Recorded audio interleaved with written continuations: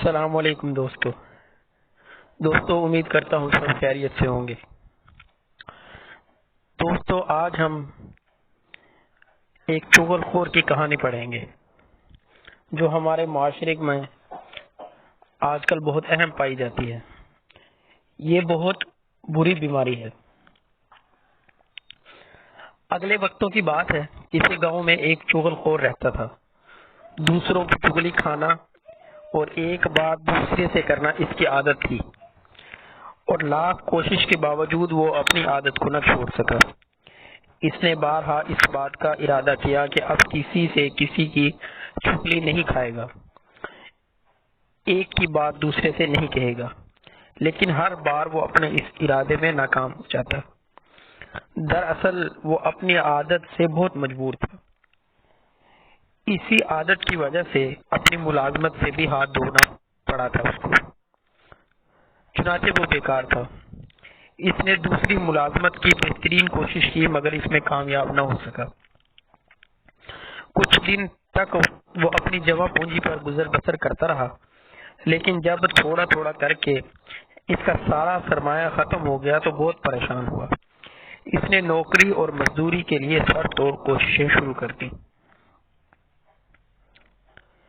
آخر جب وہ مسلسل ناکامیوں سے تنگ آ گیا اور نوبت فاقوں تک آ پہنچی تو اس نے دل میں سوچا اس گاؤں کو چھوڑ دینا چاہیے اور کہیں اور چل کر قسمت آزمانی چاہیے۔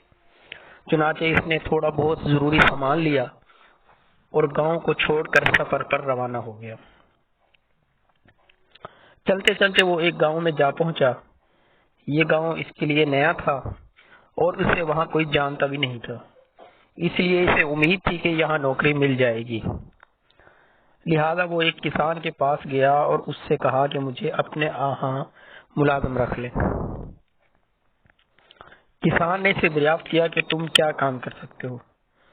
چغل خور نے جواب دیا، مجھے کھیتی باڑی کا سارا کام آتا ہے، یہ کام میں اچھی طرح کر سکتا ہوں۔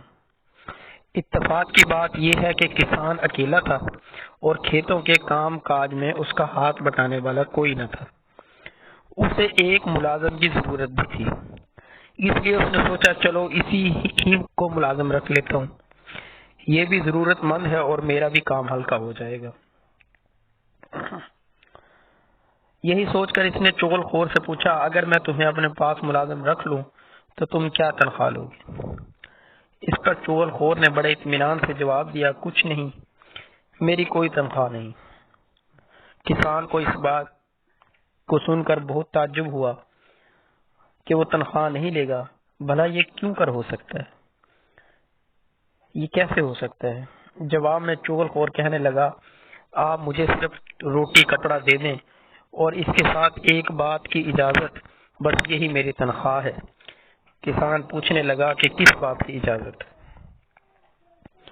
چغل خور بولا، آپ مجھے صرف اتنی اجازت دے دیں کہ میں 6 ماہ کے بعد آپ کی صرف ایک چغلی کھا لیا کروں۔ چغل خور کی یہ بات تو اپنی جگہ بڑی عجیب تھی، لیکن کسان نے اپنے دل میں سوچا مفت کا نوکر مل رہا ہے، خالی روٹی کپڑے میں کیا برا ہے۔ پھر اس نے اپنے آپ کو آمادہ کرنے کے لیے کہا، 6 ماہ بعد ایک چغلی کھاتا ہے تو کھا لے، میرا کیا جاتا ہے، یہ کسی سے میری چغلی کھا کر میرا کیا بگاڑ لے گا، میرے پاس کون سے راز ہے جو ظاہر ہو جائیں گے۔ کسان نے کہا کہ مجھے تمہاری شرط منظور ہے۔ چنانچہ چغل خور کسان کے پاس ملازم ہو گیا۔ وہ کام بھی اسی کا کرتا تھا اور اسی کے گھر میں رہتا تھا۔ روزانہ صبح سویرے کسان کے ساتھ کھیتوں میں چلا جاتا، بیلوں کے لیے چارہ کاٹتا، ہل چلاتا، گاہی کرتا اور اس طرح ہر کام میں کسان کا برابر ہاتھ بٹاتا۔ دن گزرتے گئے اور کسان کو یہ بات بھول گئی کہ 6 ماہ بعد چغل خور نے ایک چغلی کھانے کی اجازت مانگی تھی اور اس نے چغلی کھانے کی اجازت دے دی تھی۔ کسان اس عرصے میں یہ تمام باتیں بھول چکا تھا۔ ادھر چغل خور کو کسان کے ہاں ملازم ہوئے 6 ماہ بیت چکے تھے۔ اب وہ اپنی عادت سے مجبور تھا۔ اس نے سوچا کہ اب چاہے کچھ ہو میں کسان کی چغلی ضرور کھاؤں گا۔ اب تو معاہدے کے مطابق میں حق گیا۔ ایک روز کسان حسب معمول اپنے کھیتوں میں گیا تھا۔ گھر میں اس کی بیوی اکیلی تھی۔ یہ دیکھ کر چغل خور کسان کی بیوی کے پاس گیا اور بڑا ہمدرد بنتے ہوئے کہنے لگا، اگر تم برا نہ مانو تو میں تم سے ایک بات کہوں۔ کسان کی بیوی بولی، ضرور کہو، اس میں برا ماننے کی کیا بات ہے؟ چغل خور اور بھی زیادہ ہمدردی جتانے لگا، اس میں تمہارا ہی بھلا ہے۔ یہ سن کر کسان کی بیوی کو کچھ شک سا ہو گیا۔ اس نے کہا، ہو نہ ہو کوئی خاص بات ضرور ہے، پھر تو ضرور کہو وہ کیا بات ہے۔ جواب میں چغل خور بڑے رازدار انداز میں بولا، دراصل کسان کوڑی ہو گیا ہے، اس نے اپنی بیماری اب تک تم سے چھپائے رکھی ہے۔ کوڑی ہو گیا ہے؟ کسان کی بیوی نے چونک کر پوچھا۔ اسے بڑا تعجب ہوا۔ چغل خور نے جب اپنا تیر نشانے پر بیٹھتا دیکھا تو بولا، اگر تمہیں یقین نہ آئے تو آزما کے دیکھ لو۔ اب تو کسان کی بیوی بھی سوچ میں پڑ گئی۔ اس نے دل میں سوچا، ہو سکتا ہے ملازم ٹھیک کہہ رہا ہو۔ پھر اس نے اسے سمجھاتے ہوئے کہا کہ جو آدمی کوڑی ہو جائے اس کا جسم نمکین ہو جاتا ہے۔ اگر تم یہ جاننا چاہتی ہو کہ کسان کوڑی ہو گیا ہے یا نہیں تو کسان کے جسم کو زبان سے چاٹ کر دیکھ سکتی ہو۔ کسان کی بیوی کو چغل خور کی یہ تجویز پسند آئی۔ اس نے سوچا اس سے نوکری کر کے جھوٹ سچ کا پتہ چل جائے گا۔ اس نے کہا کہ اچھا، کل جب کسان کھانا لے کر کھیتوں میں جائے گا تو میں کسان کے جسم کو چاٹ کر ضرور دیکھوں۔ چغل خور کسان کی بیوی سے باتیں کر کے سیدھا کھیتوں میں چل دیا جہاں کسان پہلے اسے کھیتی باڑی کے کاموں میں لگا ہوا تھا۔ چغل خور کسان کے پاس پہنچا اور اسے بڑی رازداری سے کہنے لگا، تم ادھر کھیتوں میں کام کرتے پھر رہے ہو، ادھر تمہاری بیوی پاگل ہو گئی ہے۔ کسان بڑا حیران ہوا۔ اس نے تعجب سے پوچھا، یہ تم کیا کہہ رہے ہو؟ چغل خور نے اسے یقین دلاتے ہوئے کہا کہ میں سچ کہہ رہا ہوں، وہ تو پاگل پن میں آدمیوں کو کاٹنے کو دوڑتی ہے۔ کسان سارا کام کاج چھوڑ کر سوچ میں پڑ گیا۔ اس نے اپنے دل میں سوچا، نوکر ٹھیک ہی کہہ رہا ہوگا، بھلا اسے کسی قسم کا جھوٹ بولنے کی کیا پڑی؟ ہو سکتا ہے میری بیوی واقعی پاگل ہو گئی ہو۔ چغل خور نے جب کسان کو اسی طرح شش و پنج میں مبتلا دیکھا تو بولا، اگر تمہیں میری بات پر یقین نہیں تو کل جب وہ کھانا لے کر آئے اس وقت دیکھ لینا۔ اس وقت کسان کہنے لگا، ہاں یہ ٹھیک ہے۔ چغل خور نے جب یہ جان لیا کہ کسان اس کی باتوں میں آ گیا ہے تو وہ وہاں سے چلا آیا اور کسان کے سالوں کے پاس پہنچ گیا۔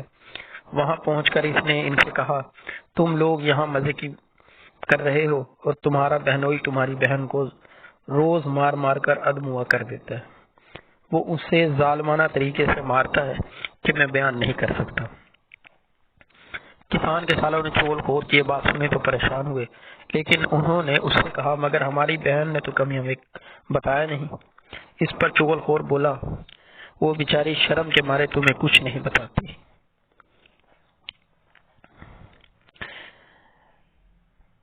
ورنہ اسے تو کسان اس بری طرح پیٹتا ہے کہ وہ ہلکان ہو جاتی ہے۔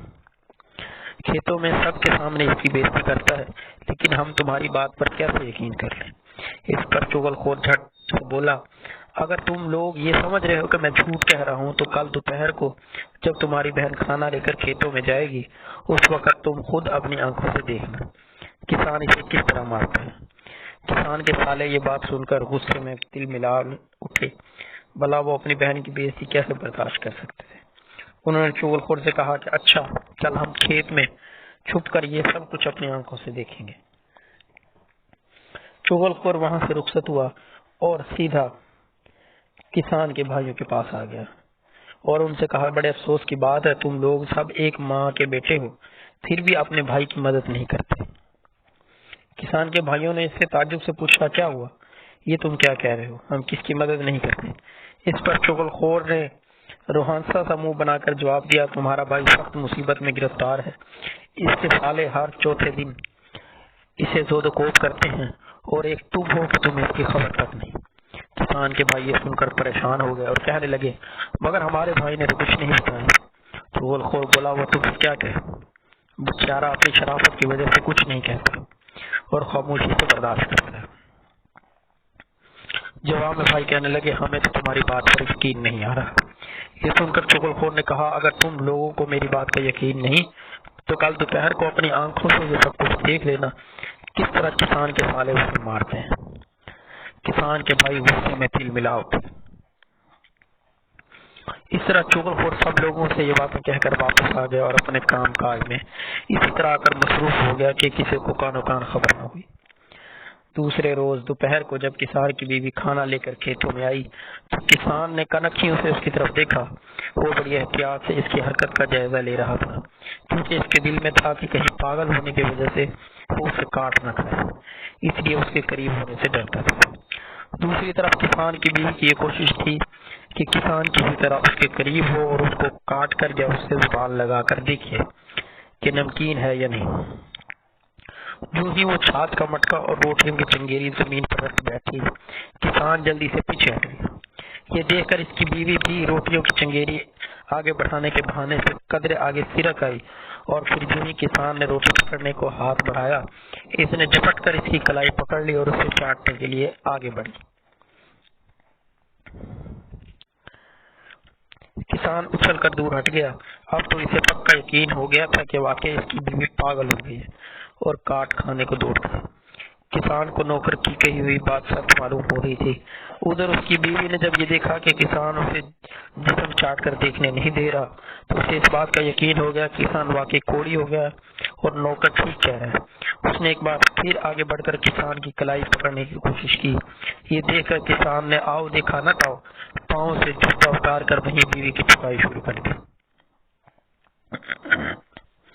جو ہی اس نے بیوی پر جوتے برسانے شروع کیے، قریب ہی کھیت میں چھپے کسان کے سالے باہر نکل آئے۔ واقعی ٹھیک نوکر نے ٹھیک کہا تھا، ان کے سامنے ان کی بہن کی پٹائی ہو رہی تھی، بھلا پھر وہ کیوں نہ یقین کرتے۔ وہ سارے کے سارے للکارتے ہوئے آگے بڑھے اور کسان پر ٹوٹ پڑے۔ آج دیکھتے ہیں تم ہماری بہن کو کس طرح مارتے ہو۔ ان کا آگے بڑھنا تھا کہ دوسرے کھیت میں چھپے کسان کے بھائیوں نے دیکھا، واقعی نوکر نے ہم صحیح اطلاع دی تھی۔ انہوں نے جواب میں کسان کے سالوں کو للکارا، آج دیکھتے ہیں تم ہمارے بھائی کو کس طرح مارتے ہو۔ اور اس کے بعد سب ایک دوسرے پر پل پڑے۔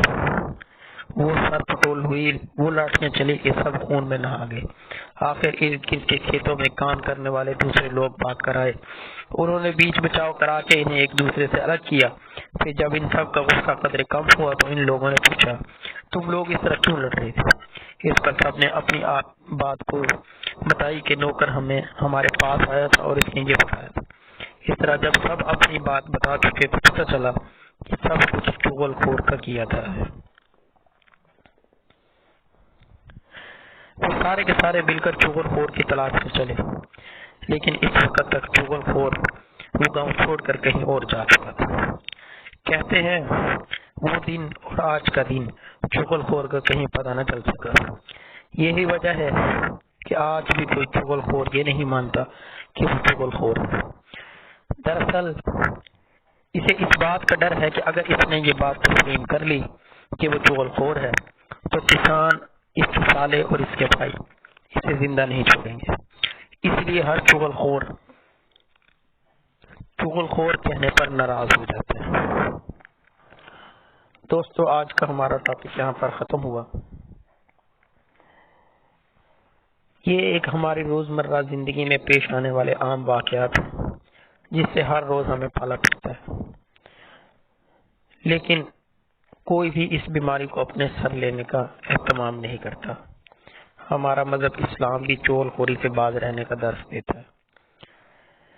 تو آپ لوگوں کو آج کا یہ سبق آموز قصہ کیسا لگا پلیز کمنٹ میں بتائیں اور چینل کو سبسکرائب کر لیں، بیل آئیکن کو دبا دیں تاکہ ہر نئی آنے والی ویڈیو آپ تک پہنچ سکے۔ والسلام۔